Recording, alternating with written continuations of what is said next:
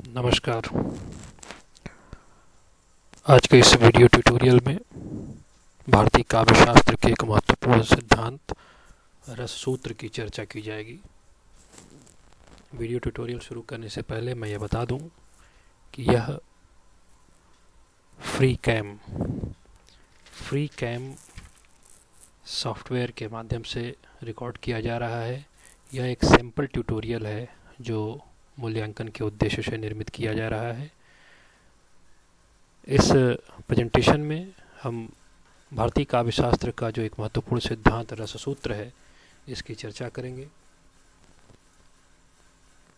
स्नातकोत्तर हिंदी के विद्यार्थियों को पहले सेमेस्टर में अध्याय 1 में इस सिद्धांत को पढ़ना है।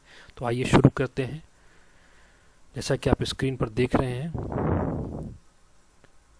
भरत मुनि के नाट्यशास्त्र के 6ठे अध्याय में यह सिद्धांत आया है और सूत्र कुछ इस प्रकार से है। विभावानुभाव व्यभिचारी संयोगात रस निष्पत्ति। विभाव, अनुभाव और व्यभिचारी भावों के संयोग से रस की निष्पत्ति होती है। यहाँ पर विभाव, अनुभाव, व्यभिचारी, संयोग और निष्पत्ति, ये 5 पारिभाषिक पद हैं, पदबंध हैं। इनकी अलग अलग से विशद चर्चा आवश्यक है। आज हम सबसे पहले विभाव की चर्चा करेंगे। भरत मुनि ने विभाव की चर्चा करते हुए कहा है कि जिस पात्र, घटना या वस्तु के कारण अस्थायी भाव रस रूप में परिणत होता है उसे विभाव कहते हैं। उसे विशद करते हुए उन्होंने इसे 2 उपभागों में विभाजित किया है, आलंबन विभाव और उद्दीपन विभाव।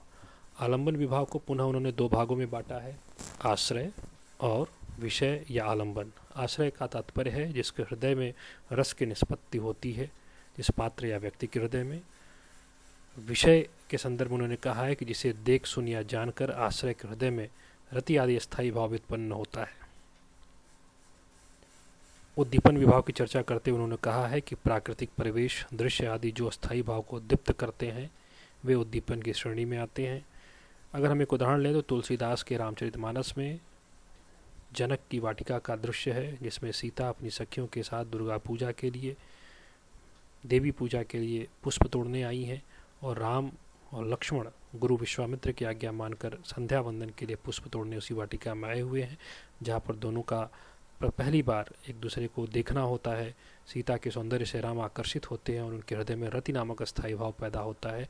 चूँकि राम के हृदय में यह रति नामक स्थायी भाव पैदा हो रहा है, इसलिए रससूत्र के हिसाब से राम आश्रय हुए और सीता को देख करके वह रति भाव पैदा हो रहा है, इसलिए सीता आलंबन हुई। वह सुबह का दृश्य, पक्षियों का कलरव, सुगंधित हवा, मनोरम परिवेश, नुपुर ध्वनि, पायल की ध्वनि वगैरह उद्दीपन विभाव हैं।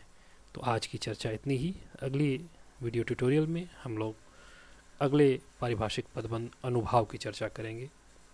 धन्यवाद।